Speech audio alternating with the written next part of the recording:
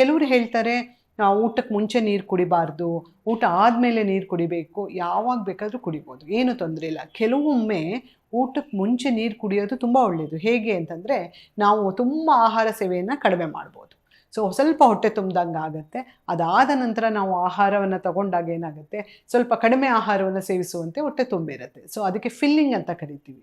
So ಈ ಫಿಲ್ಲಿಂಗಲ್ಲಿ ನೀರು ತೊಗೊಳ್ಬೋದು, soup ತೊಗೊಳ್ಬೋದು, ಅಥವಾ ಯಾವುದೇ ರೀತಿಯಾದ ಮಜ್ಜಿಗೆ ಈ ಥರದ್ದೇನಾದರೂ ಒಂದು ಲಿಕ್ವಿಡ್ ತೊಗೊಂಡು ಆಹಾರ ಸೇವನೆ ಮಾಡಿದಾಗ ಸ್ವಲ್ಪ ಮಟ್ಟದಲ್ಲಿ ಆಹಾರ ಕಡಿಮೆ ಇದು ಯಾರಿಗೆ ಅಂತಂದರೆ ಆಹಾರ ನಿರ್ವಹಣೆ ಮಾಡ್ತಾ ಇದ್ರಿ, ಅಂದರೆ ಬೊಜ್ಜಿದೆ, ನಾನು ತೂಕ ಕಡಿಮೆ ಮಾಡ್ಕೋಬೇಕು, ಆಹಾರ ಕಡಿಮೆ ತೊಗೊಳ್ಬೇಕು ಅನ್ನೋರಿಗೆ ಇದು ಸೂಕ್ತವಾಗಿರುತ್ತೆ.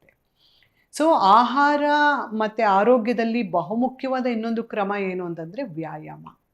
ಸೊ ಈ ನಾವು ಎಷ್ಟೇ ರೀತಿಯಾದ ಡಯೆಟ್ ಮಾಡಲಿ ಅಥವಾ ಪಥ್ಯ ಆಹಾರ ಇದನ್ನೆಲ್ಲ ಮಾಡಿ ವ್ಯಾಯಾಮ ಮಾಡದೆ ಹೋದರೆ ಆಹಾರ ತಿಂದಂಥ ಆಹಾರ ಅಬ್ಸಾರ್ಬ್ ಆಗೋದಿಲ್ಲ, ಡೈಜೆಷನ್ ಜೀರ್ಣಾಂಗ ಕ್ರಿಯೆಯಲ್ಲಿ ತೊಂದರೆ ಆಗುತ್ತೆ.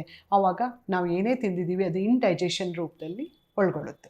ಅದರಿಂದ ಸರಿಯಾದ ಆಹಾರ, ಅದ್ರ ಜೊತೆಗೆ ವ್ಯಾಯಾಮ, ತುಂಬ ಫಿಸಿಕಲ್ ಆ್ಯಕ್ಟಿವಿಟಿ ಅಂತ ಕರಿತೀವಿ, ಅದು ಕೂಡ ತುಂಬ ತುಂಬ ಇಂಪಾರ್ಟೆಂಟು.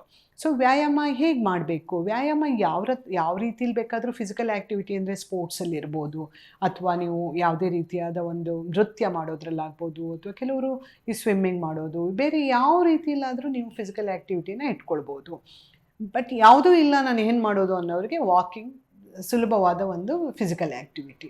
ಸೊ ಈ ವಾಕ್ ಹೇಗೆ ಮಾಡಬೇಕು ಅದರಲ್ಲೂ ಒಂದು ಕ್ರಮ ಇದೆ. ಸೊ ತುಂಬ ನಿಧಾನವಾಗಿ ವಾಕ್ ಮಾಡ್ತೀನಿ ಅಂತ 5 ನಿಮಿಷಕ್ಕೂ ನಿಂತ್ಕೊಂಡು ವಾಕ್ ಮಾಡೋದ್ರಲ್ಲಿ ಸೂಕ್ತ ಇಲ್ಲ.